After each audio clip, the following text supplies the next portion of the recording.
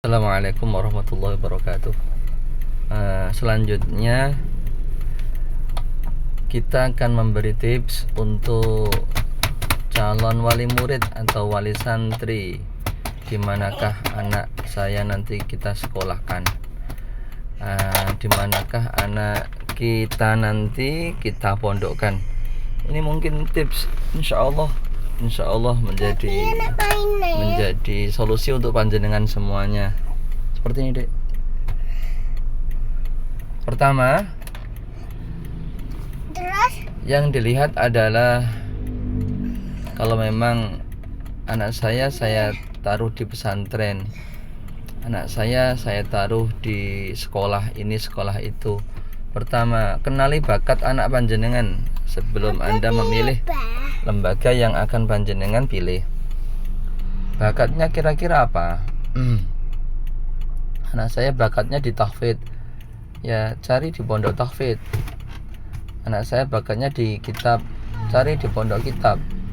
Anak saya bakatnya di umum, cari di pondok atau sekolah umum yang mana supaya akhlaknya tetap terjaga, tetap dipondokkan.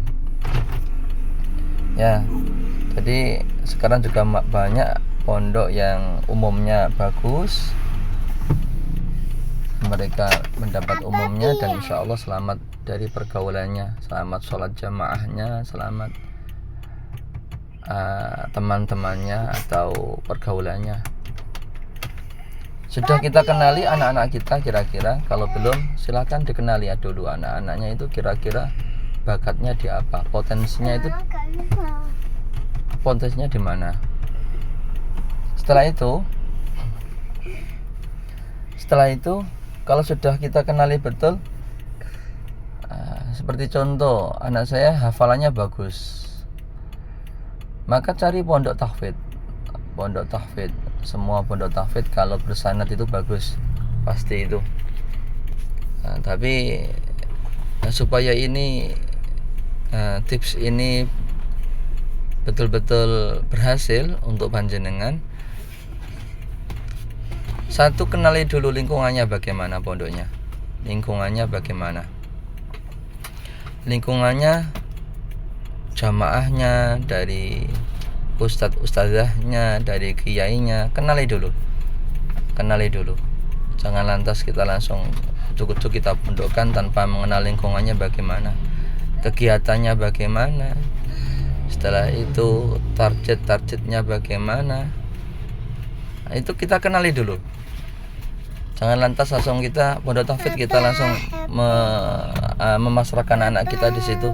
Ya nanti jangan. Tapi kenali dulu lingkungannya bagaimana, habitatnya bagaimana. Ya, berikutnya lihat di pondok tersebut alumninya bagaimana. Ini berkali-kali kita tekankan alumninya bagaimana. Ya, alumninya itu bagus apa tidak hafalannya. Itu penting sekali.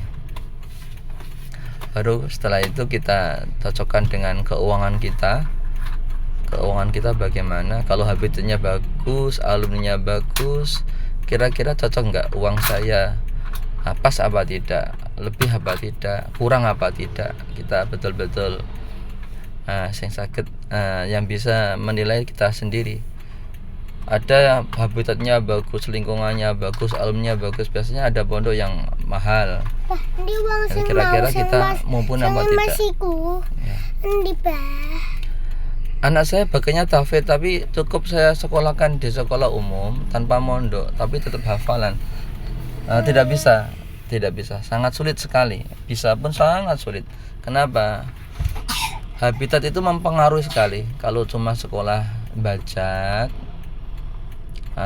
nanti tetap kalah dengan anak yang mondok itu, tetap kalah.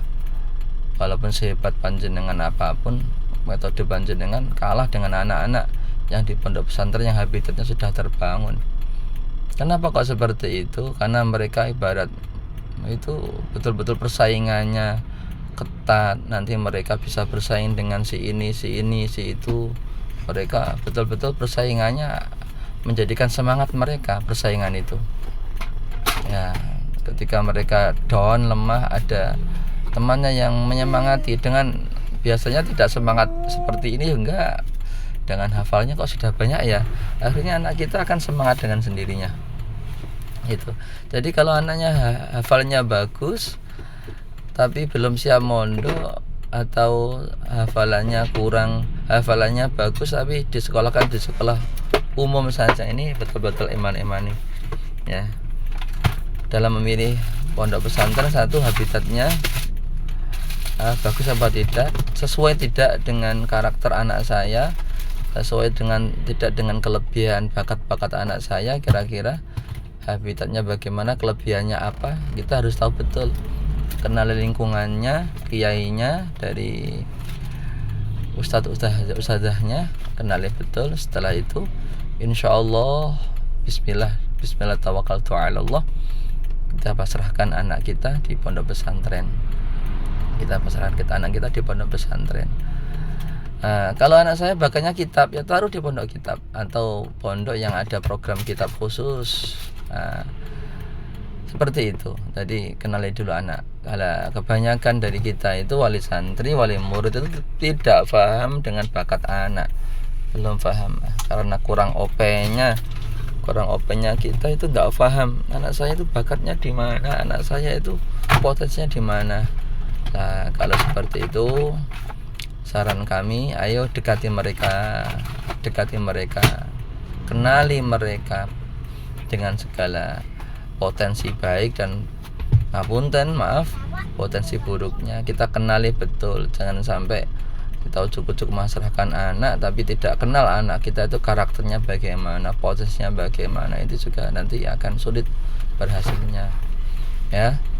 Yang terpenting pondok betul-betul yang berakidah Ahlussunnah wal Jamaah, pondok-pondok yang betul-betul berakidah Ahlussunnah wal Jamaah. Jangan sampai salah, asal pondok bangunannya mentereng tapi akidahnya tidak akidah Ahlussunnah wal Jamaah. Ini jangan sampai. Semoga bermanfaat. Tip ini kita bagikan ke panjenengan semua. Semoga bermanfaat. Assalamualaikum warahmatullahi wabarakatuh.